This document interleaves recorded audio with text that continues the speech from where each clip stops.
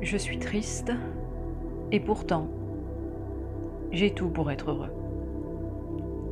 Le matin, je me réveille et rien ne me donne envie de sortir de mon lit.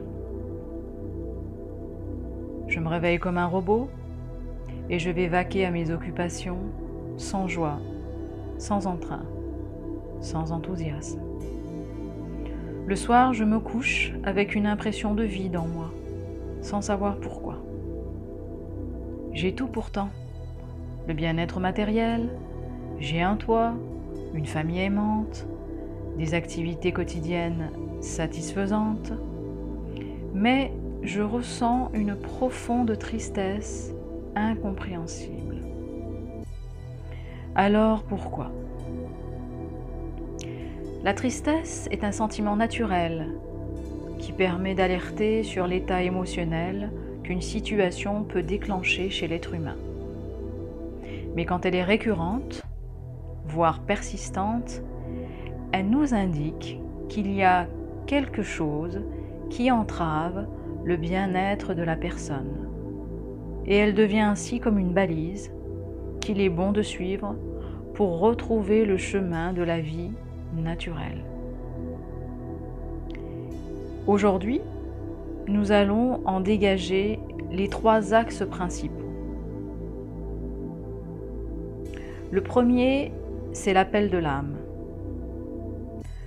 L'humanité entre aujourd'hui dans sa dimension spirituelle. Après avoir expérimenté le monde matériel dans ses 3 premiers niveaux, c'est-à-dire la sécurité, tout ce qui est habitation, alimentation, etc. Ensuite, les plaisirs et les divertissements. Et enfin, le 3e niveau, c'est l'expérience individuelle. L'être humain a expérimenté tout ce qu'il a voulu vivre. Et aujourd'hui, l'humanité est prête pour l'étape suivante, l'expérience de l'âme, l'étape du cœur. Toute personne sur la Terre fait partie d'un tout, l'humanité terrestre. Et l'appel de l'âme vient du fait que l'humanité a une histoire et que la spiritualité a toujours été une quête inscrite dans l'ADN de chaque être humain, qu'il en soit conscient ou non. Et c'est cet appel de l'âme qui retentit aujourd'hui, comme un devenir inéluctable de l'humain. Si dans votre vie, votre âme n'est pas nourrie, alors elle souffre. Et c'est cette tristesse que vous ressentez sans pouvoir la nommer. Le 2e grand axe, c'est la nourriture de l'âme. C'est le cas de figure où vous êtes déjà en quête spirituelle, mais vous n'êtes pas heureux. En effet, il y a de nombreux chemins spirituels et pratiques, mais tous ne nourrissent pas l'âme de la même manière. Et vous, êtes-vous sur votre propre chemin spirituel ? Ou suivez-vous-en un aveuglément, dicté par un groupe, votre famille, la société, etc. Si vous êtes triste, c'est que cette pratique ne nourrit pas votre cœur, ou en tout cas pas suffisamment.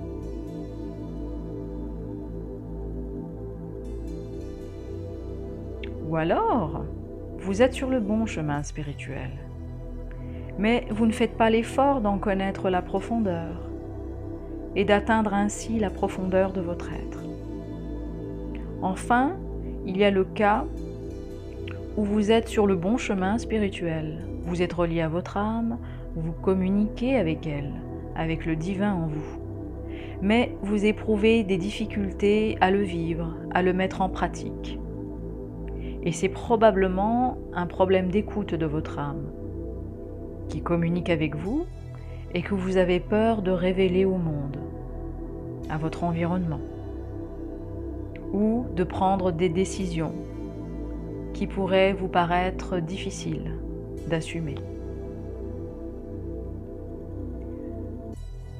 Le 3e grand axe, c'est le fardeau.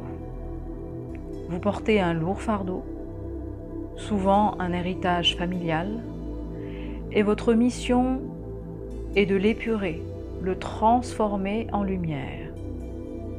C'est souvent un cheminement long qui demande courage, patience et magnanimité.